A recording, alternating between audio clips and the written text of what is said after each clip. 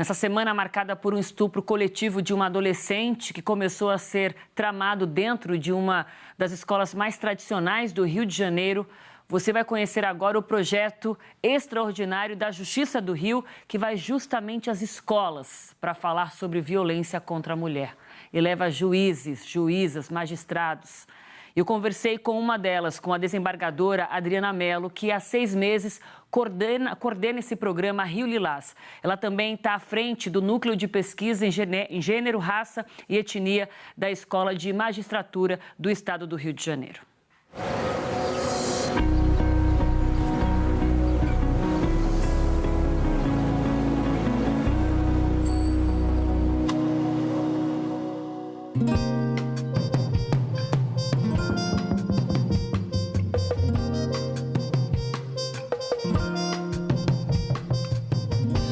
A gente está numa semana de um debate muito grande sobre educação de meninos, porque temos um caso gravíssimo de estupro coletivo no Rio de Janeiro, um crime de violência sexual extremo e que vem de um vínculo que partiu de dentro da escola. Sim. E vocês estão indo para as escolas no Rio de Janeiro para levar conscientização sobre educação e respeito à igualdade entre homens e mulheres.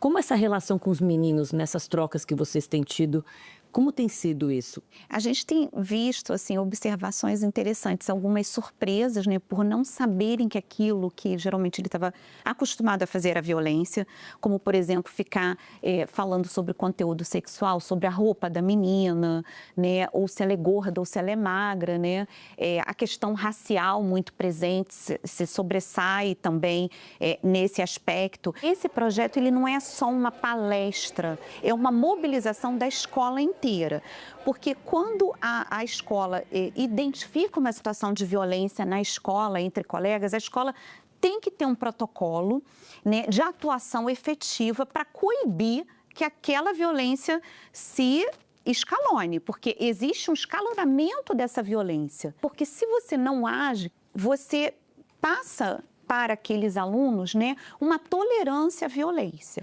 Porque, às vezes, a violência ela pode iniciar na escola, contra aquela menina, contra aquela adolescente, e sair da escola, e essa violência pode continuar fora dos muros escolares. Então, esse projeto ele visa essa consciência coletiva. Nosso desafio maior é conseguir fazer com que eles falem, porque, geralmente, eles sentem medo, estão angustiados. Então, nós precisamos trabalhar na questão da confiança. De repente, o aluno ele não consegue falar com o professor, mas ele consegue falar com a estimuladora que está acompanhando, uma orientadora educacional, até mesmo um inspetor, a tia da merenda. Quando a gente vai à escola, há uma conversa prévia com as professoras. E as professoras também são vítimas de violência? Também são vítimas de violência. Muitas vezes ficam conscientes disso durante esse processo, imagino. É uma tomada de consciência coletiva do ambiente escolar. Não só para as alunas e alunos, mas para professoras e toda aquela equipe, inclusive profissionais, colaboradores daquela escola. Às vezes o profissional da limpeza, a merendeira. É uma mobilização. E elas têm, claro, vergonha de verbalizar que estão sofrendo ou que conhecem alguém que sofreram violência doméstica e nos abordam na saída da escola emocionadas, dizendo obrigada por me dar essa informação, eu tenho uma pessoa, eu tenho uma irmã, eu tenho uma amiga, ou às vezes até mesmo elas próprias. E elas já saem dali fortalecidas com conteúdo e com informação. Informação é poder. É isso. Salva vidas e transforma realidades. Salva vidas e transforma realidades. Violência clássica é a agressão física. E muitas vezes outras violências acabam passando despercebidas. E é justamente com essas crianças, adolescentes, a gente trazendo a noção de que outras condutas também são formas de violência, que a gente pode fazer com que eles falem sobre o assunto, que eles não pratiquem esse tipo de violência, não pratiquem bullying e também possam denunciar. O que vocês passaram a compreender desse universo de violência quando essas mesmas crianças e jovens vivem experiências de violência? Algumas, inclusive, têm revelado durante as palestras, os encontros, as rodas de conversa, situações de violência que elas próprias sofreram ou presenciaram as suas mães sofrerem ou familiares. E perguntas, assim, das mais interessantes, assim, olha, essa legislação acho que não chegou lá em casa ainda, doutora. né? Um jovenzinho, bem adolescente, perguntou isso. Eu não sabia nem o que era violência psicológica, nem sei o que é isso. E a senhora aqui está me dando algumas informações, mas eu acho que isso eu presenciei lá em casa. Eu confesso que em alguns momentos eu saí chorando das escolas, porque assim, uma coisa é a realidade que a gente escuta dentro desse sistema que é o Poder Judiciário, outra coisa é você ir ao território, é você ouvir essas crianças e a partir da realidade delas, a gente compreender o que esse fenômeno realmente é muito grave. Ela hoje em dia é uma senhora cadeirante e essa lei foi criada em 2016, né? 2706, escrita para proteger a mulher.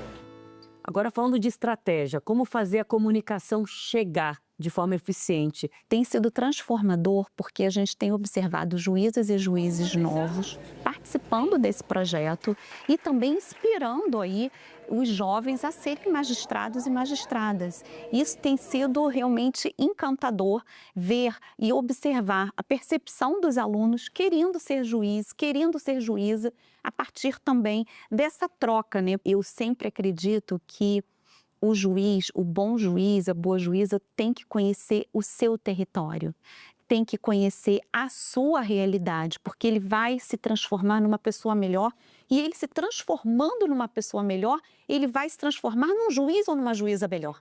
E aí eu queria encerrar a entrevista pedindo que você mande um recado, principalmente para as mães, para os pais, para os responsáveis que neste momento estão sendo desafiados, estão com muito pesar acompanhando as notícias de uma semana tão dura e que têm se perguntado onde é que eu estou errando.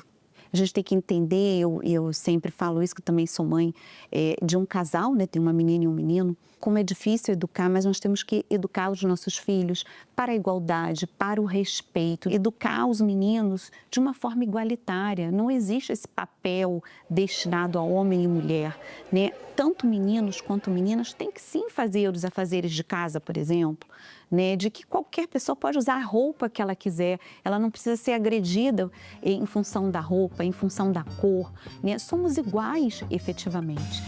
Vou dizer que é muito extraordinário poder contar uma iniciativa tão importante como essa, numa semana como essa, que antecede o 8 de março, mostrando que a justiça também está perto da educação formal, que esse trabalho continue, que o Rio Lilás vá para todo e qualquer cantinho desse Rio de Janeiro, toda e qualquer escola que precisa de informação nesse momento. Muito obrigada. Eu que agradeço.